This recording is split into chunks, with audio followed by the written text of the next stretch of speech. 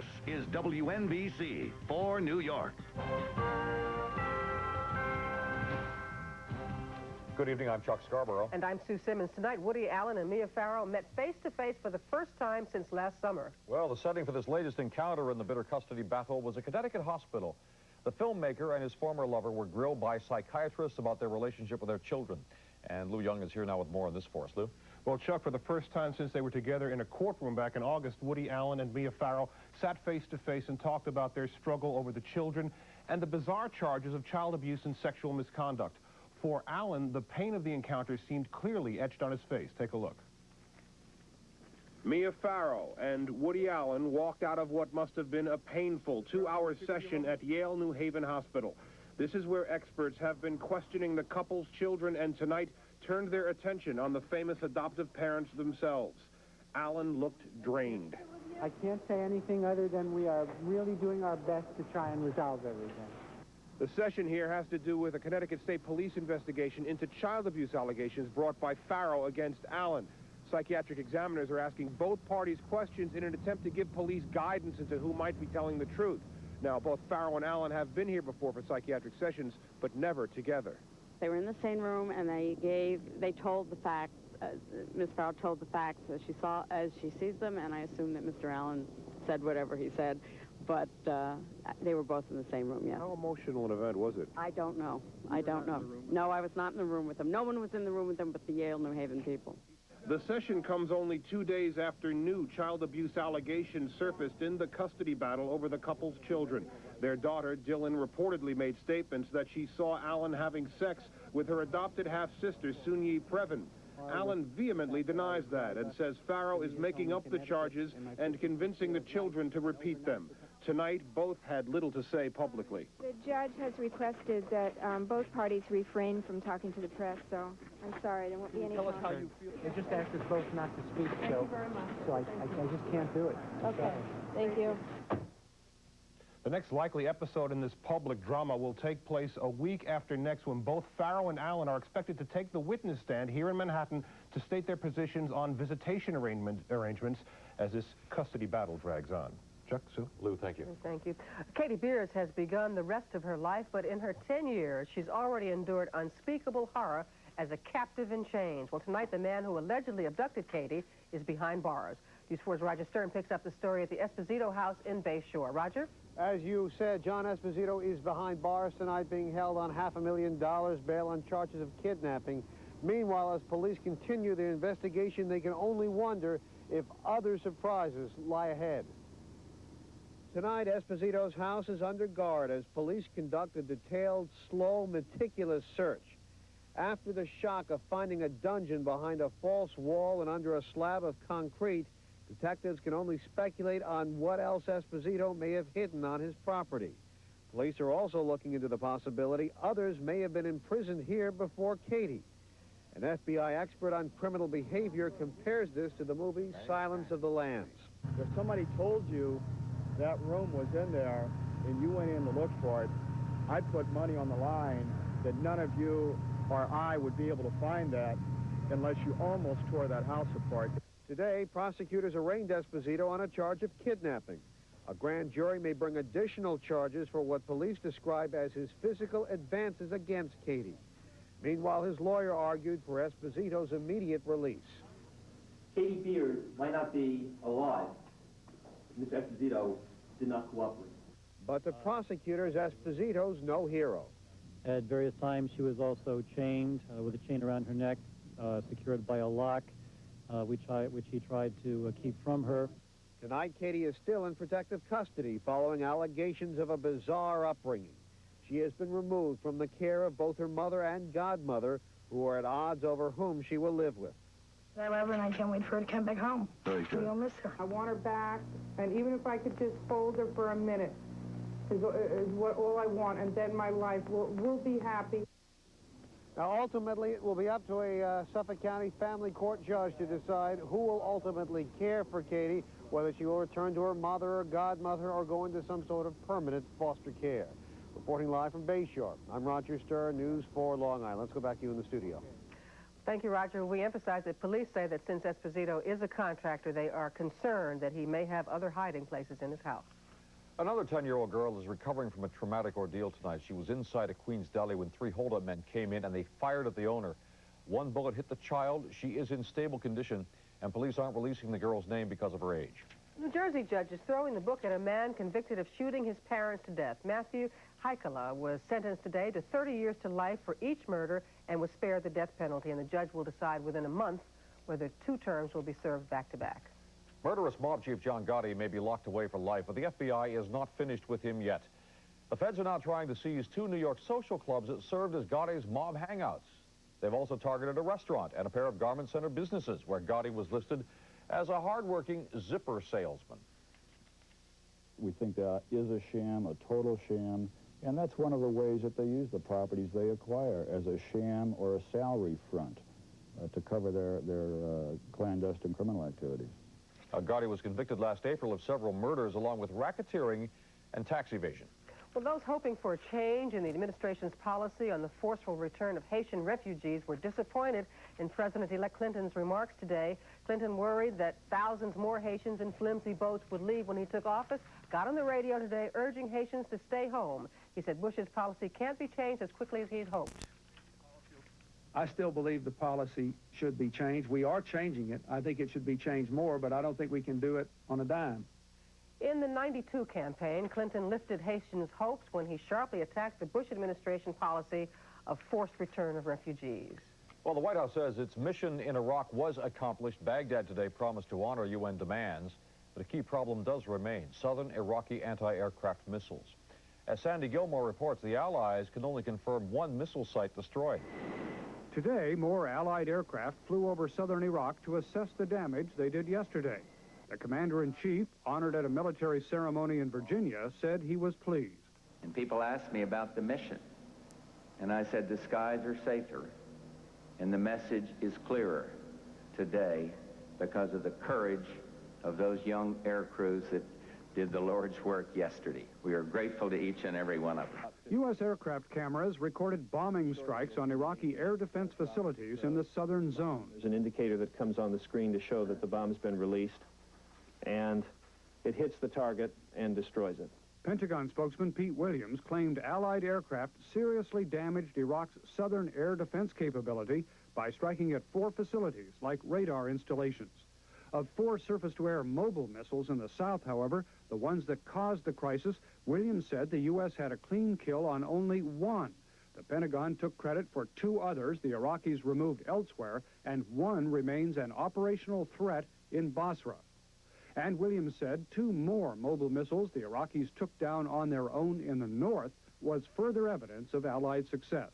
If you're trying to knock the communications out between Dodge City and the next town down the Pony Express Trail, you don't have to saw down every telegraph pole, you just have to cut the wire once.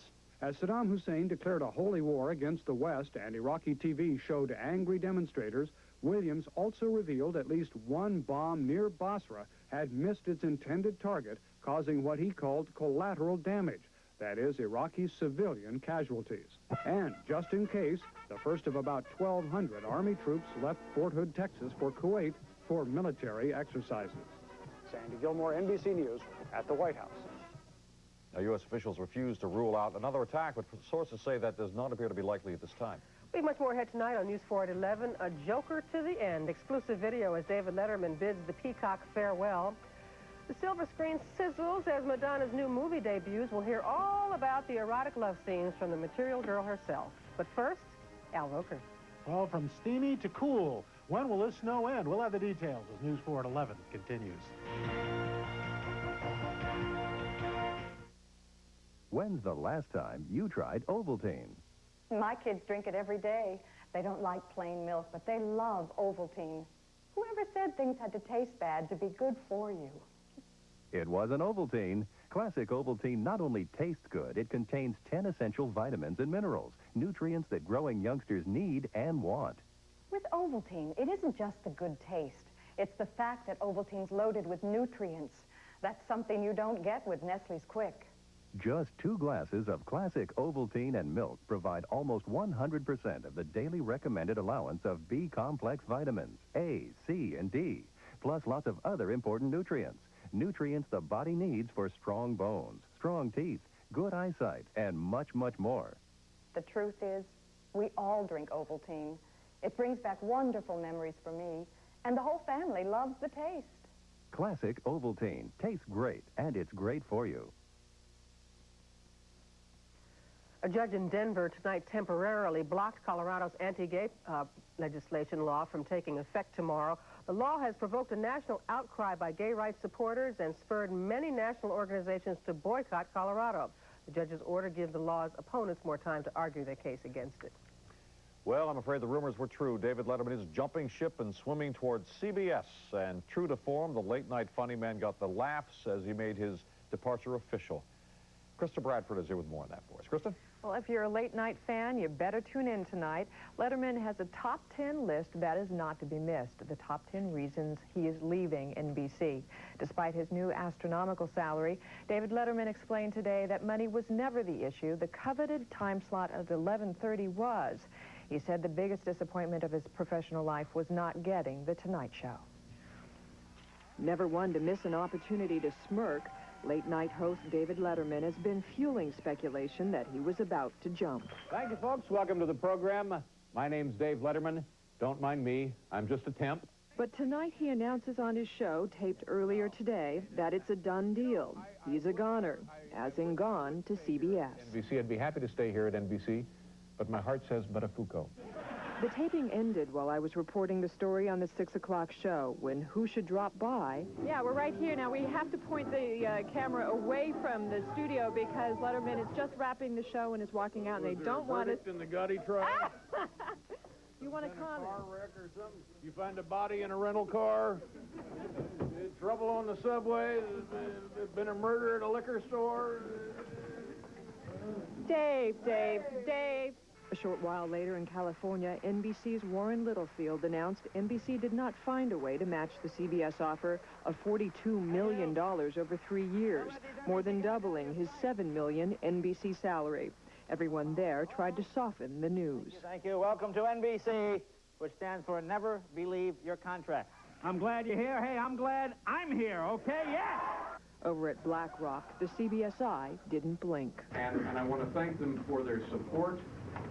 And also, I would like to thank them for their generosity. If I think about my years at NBC, what I'll miss most, I guess the back rubs from Irving R. Levine. But the man is a master, yet there's a certain gentleness to him that I find incomparable. We do understand that. Letterman explained that Paul Schaefer and the Late Night Band will make the switch to CBS. Letterman said he wants everyone from his show who can come to come with him. But the big question is, where will Letterman do his show for CBS? Letterman hasn't decided between L.A. or New York. The NBC versions of David Letterman will continue until June 25, so don't touch that dial just yet. Chuck, It was a little bit jarring seeing him standing in front of that giant CBS eye over there. I know. It feels strange, doesn't it? Yeah. We're going to have to get used to it, boys and girls. All right. Thanks. Thank you, Kristen. Letterman, incidentally, is expected to begin his new show on CBS sometime in August. As we continue on News 4, another opening, another show. Peter reviews Broadway's newest offering, Anna Christie. But first, Len's here with a preview for us. All right, Sue. Coming up, we'll have some news about Dwight Gooden and a car accident in Florida. Also tonight, the Devils taking on Gretzky, the Islanders in action as well. The Rangers also playing, but with the kids of Harlem. Hawaiian Open Golf, and we will go spanning the week. That's all coming up in sports. This Sunday only, Starving Artist Group Art Expo and Sale. Thousands of beautiful original oil paintings on canvas by talented professional artists.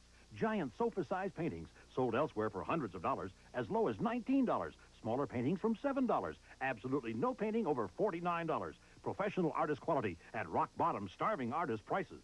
This Sunday at the LaGuardia Marriott, Radisson Islandia, and the Tarrytown Hilton. In New Jersey at the Sheraton Hasbrook Heights, Holiday Inn Somerset, and Sheraton Fairfield. Sunday, 11 to 4. Hey, Vern, just throwing a little party to celebrate the new truck I just bought at Autoland in Springfield, New Jersey. Golly, Bob. Howdy, Vern. That Autoland has got more Fords, Dodges, Chryslers, Plymouths, and Toyotas that you can shake a stick at. All at sale prices, 7 days a week. Yeah, Vern, saving the big bucks at Autoland just couldn't be easier. It's like bobbing for water. You can't miss. Know what I mean? Okay. Al, you've been keeping an eagle eye on the weekend. Yes, I have. Has it helped? No. Actually, it is getting a little bit better. Oh, good. Yeah. And I just want to make this announcement. We're not going anywhere. Okay. We're staying here, no matter how much money they throw at us. That's right. Well, not that we've gotten a better offer. No, but no matter how much anybody wants to throw at us, we're not leaving. That's because they've crazy glued us to the seats. Let's take a look right now, show you what's going on outside. And little snow from our roof camera. Very nice. Wow. Check it out, and we'll show you right now. 31 degrees, light snow out there, as you can see. And as we take a look at the winds out of the east at 8 miles per hour, our barometer, 30.29, and it is rising. 30-day outlook is in. Between now and mid-February, we're calling for normal temperatures and precipitation. And right now, at 11 o'clock around our tri-state region, snow throughout much of our area. 31 Morristown in snow, 34 at Newark. Islip reporting 30. Showers, though, down in Atlantic City, where it's 36 degrees. Satellite picture right now. Very weak weather systems moving across the region. Not a big problem. We're going to look for some light snow tonight on into tomorrow. Then we'll get some drier air in here. By Saturday, we'll be looking at some sunshine, but another weak system moves across on Sunday. Little light snow again, and then we will start to see some sunshine, but chillier conditions. So our forecast shapes up like this. Tonight, look for light snow, again, accumulating on cars, grassy surfaces, maybe some slick roads, but not a big problem, although temperatures up to the north and west well below freezing, so there could be some slick spots in some of the colder sections. Mid-20s to upper 20s everywhere else. Tomorrow morning, out the door, a few light flurries. Temperatures in the low 20s to the upper 20s. So again, possibility of some slick spots. Just take it easy. And then tomorrow during the day, not like you need me to tell you to take it easy, because you're not going to go out and drive at about 90 miles an hour anyway. Tomorrow, cloudy skies, maybe a flurry or two. Temperatures will be in the low to mid-30s. And our extended outlook shaping up this way. Saturday looks pretty good, 37 degrees and partly sunny skies. Sunday, some clouds and maybe a light flurry or two in 39. And Monday and Tuesday, fair skies. Temperatures in the low 30s. So we've had 8 days in a row of this cloudy stuff. I say it's time to end it. Well, then Here, here. It's going to be over then. You bet. All right, Al. Thank you. Okay. There's more ahead as News 4 continues, including a surprise for subway riders that'll help them clean up. We'll tell you what it is when we come back. Madonna is causing a commotion. She's going from Like a Virgin to a sexy new thriller movie called Body of Evidence. The Material Girl plays a woman accused of killing a man with sex. Some critics say she and co-star Willem Dafoe fogged the lens with some steamy love scenes, but even though she's appeared on stage in designer underwear, Madonna says it's hard being erotic on camera. There's like a crew of 50 guys hanging around with walkie-talkies and headsets on, and people you don't know, and it's hard. It's hard to just relax and, you know, plus you have to do take after take after take. It helped. Willem was great because he's very easygoing. Body of Evidence opens tomorrow, and Pia will have a review on News 4 at 5. Well, Pia is here right now with a review of the Great White Way's newest offering, Eugene O'Neill's Anna Christie, starring Liam Neeson in his Broadway debut right now. Thank you, Chuck. Liam Neeson explodes on Broadway in his debut as a shipwrecked Irish sailor, picked up by an old Swedish barge captain whose daughter, Anna Christie, has come to stay with him to escape her life as a prostitute. Actress Vanessa Redgrave's daughter, Natasha Richardson, is Anna Christie. There's too many strapping great lads on the sea would get their heart's blood for one kiss of you. Lads like you, eh? You take the words out of me mouth. I'm the proper lad for you if it's myself to be saying it. Dirty and bloodied from his ordeal at sea, Matt is a rowdy, brawny sailor. When he finds out Anna Christie is the barge captain's daughter, he falls in love with her and idealizes her as pure and virginal.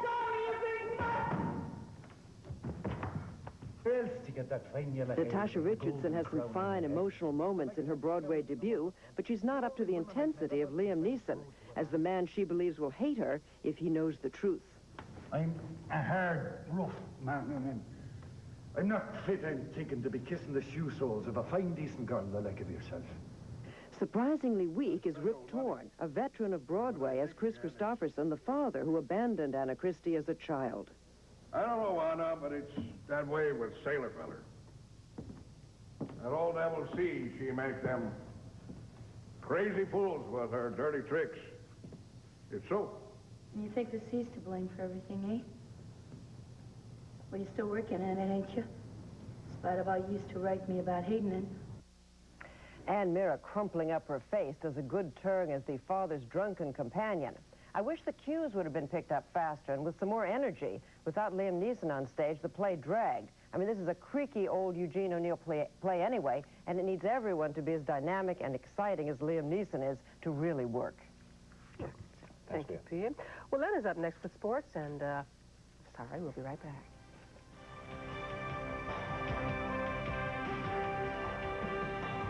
She wore blue. Billy D. Williams, Powers Booth, Mark the Murder, NBC Sunday.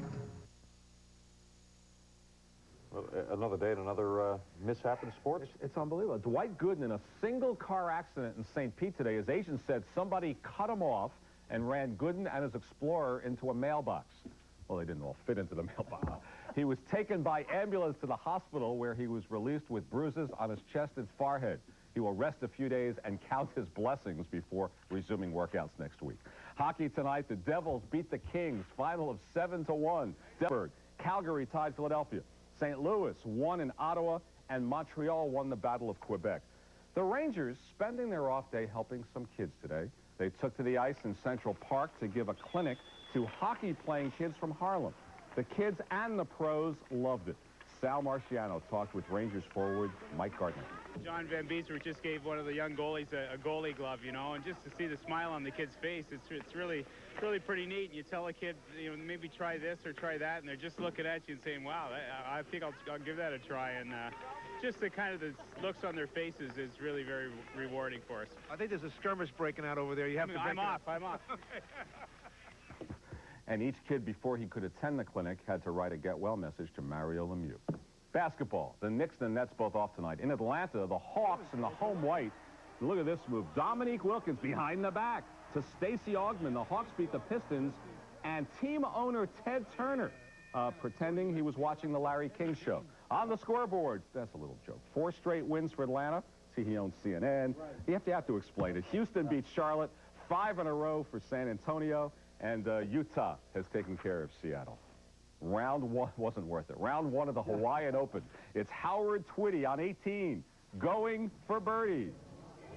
Yeah, he's the first, right, a Tweety bird. He's the first-round leader after shooting a 9 under 63. I should let you write this stuff. 1 off-the-course record. So what were the top stories the past several days? What were they doing? What? Let's go spanning the week. It's spanning the world. It's the mini-series. Talk about bad anthems.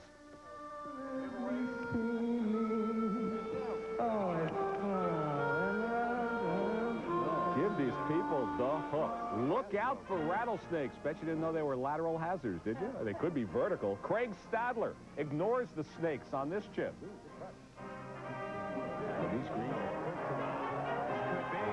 Yeah, it was very good. The Premature Celebration Award goes to Dennis Rodman of the Pistons. Yay me. Don't forget to go play some defense on the inbounds play, Dennis. Very good. Yes, sir. At Rutgers, under the basket, the St. Joe's cheerleader doesn't like the call. Referee Tim Higgins doesn't like the cheerleader. And to the amazement of the players, the referee kicks the cheerleader and his megaphone out of the game. Now, if Golden State gets 120 points, fans get free pizza. Tim Hardaway. Yes! But the refs ruled incorrectly. The shot came too late, so they only scored 119. No pizza. The refs needed a police escort out of the arena. Taking food from the fans. Have a nice No pepperoni.